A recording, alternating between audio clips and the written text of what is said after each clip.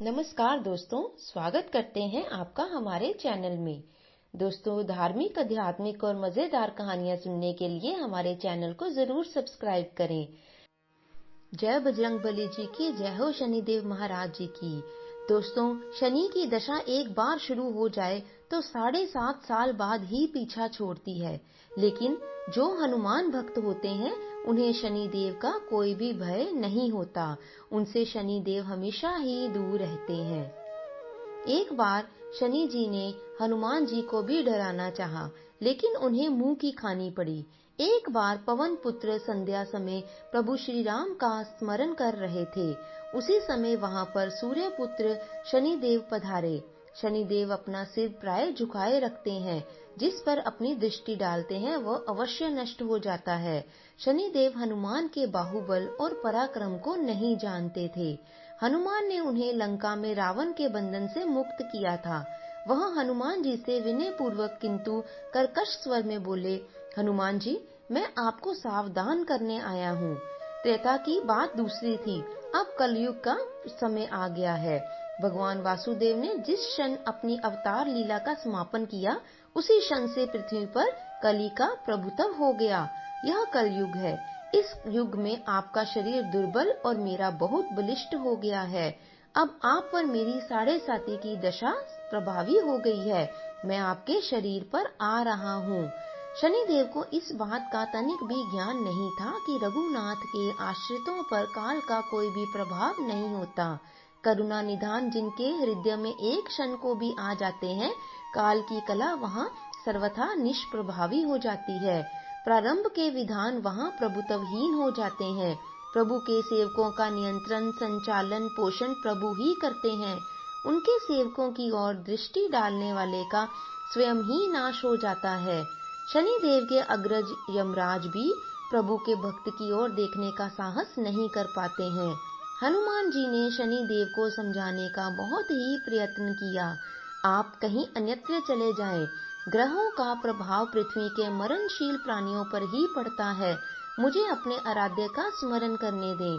मेरे शरीर में श्री रघुनाथ जी के अतिरिक्त किसी भी दूसरे को स्थान नहीं मिल सकता। लेकिन शनिदेव को इससे संतोष नहीं मिला। वह बोले, मैं सृष्टिकर्ता के विधान से विवश हूँ। आप पृथ्वी पर रहते हैं, अतः आप मेरे प्रभुत्व क्षेत्र से प्रभावी दूर हैं। मुझे 22.5 वर्ष व्यतीत होने पर 7.5 वर्ष के अंदर से 2.5 वर्ष के लिए मेरा प्रभाव प्राणी पर पड़ता है, किंतु यह गौण प्रभाव है। आप पर मेरी 7.5 आज इसी समय से प्रभावी हो रही है। मैं आपके शरीर पर आ रहा हूँ, इसे आप टाल नहीं सकते। फिर हनुमान जी कहते हैं, जब आपको आना ही है तो आइए। अच्छा होता कि आप मुझ वृद्ध को छोड़ ही देते। फिर शनिदेव कहते हैं, कलयुग में पृथ्वी पर देवता या उपदेवता किसी को नहीं रहना चाहिए। सबको अपना आवास सूक्ष्म लोकों में रखना चाहिए। जो पृथ्वी पर रहेगा इस कलयुग के प्रभाव में रहेगा और उसे मेरी पीड़ा भोगनी पड़ेगी। और ग्रहों में मुझे अपने अग्रज यम का कार्य मिला है। मैं मुख्य मारक ग्रह हूँ। मुझे जो मृत्यु के सबसे निकट वृद्ध होते हैं, अतः मैं उन वृद्धों को कैसे छोड़ सकता हूँ। हनुमान जी पूछते हैं, आप मेरे शरीर पर कहाँ बैठने आ रहे हैं। शनिदेव गर्व से कहते हैं, प्राणी के सिर पर। मैं 2.5 वर्ष प्राणी के सिर पर रहकर उसकी बुद्धि विचलित बनाए रखता हूँ। मध्य के 2.5 वर्ष उसके उदर में स्थित रहकर उसके शरीर को अस्वस्थ बनाता हूँ। वह अंतिम 2.5 वर्ष पैरों में रहकर उसे भटकाता हूँ। फिर शनिदेव हनुमान जी के मस्तक पर आ बैठते हैं। हनुमान जी के सिर पर खाज हुई। इसे मिटाने के लिए हनुमान जी ने बड़ा पर्वत उठाकर सिर पर रख लिया। शनिदेव चिल्लाते हैं, यह क्या कर रहे हैं आप। फिर हनुमान जी कहते हैं, जैसे आप सृष्टिकर्ता के विधान से विवश हैं, वैसे मैं भी अपने स्वभाव से विवश हूँ। मेरे मस्तक पर खाज मिटाने की यही उपचार पद्धति है। आप अपना कार्य करें और मैं अपना कार्य कर रहा हूँ। जय सिया राम जी की। ऐसा कहते ही हनुमान जी ने दूसरा पर्वत उठाकर सिर पर रख लिया। इस पर शनिदेव जी कहते हैं, आप इन्हें उतारिए, मैं संधि करने को तैयार हूँ। उनके इतना कहते ही हनुमान जी ने तीसरा पर्वत उठाकर सिर पर रख लिया। तो शनिदेव जी चिल्लाकर कहते हैं, मैं अब आपके समीप नहीं आऊंगा। फिर भी हनुमान जी नहीं माने और चौथा पर्वत भी उठाकर सिर पर रख लिया। शनिदेव जी फिर चिल्लाते हैं, पवन कुमार त्राही माम। हे रामदूत, मैं उसको भी पीड़ित नहीं करूंगा जो आपका स्मरण करेगा। मुझे उतर जाने का अवसर दें। हनुमान जी कहते हैं, क्या हुआ शनिदेव, अभी तो 5वां पर्वत बाकी है।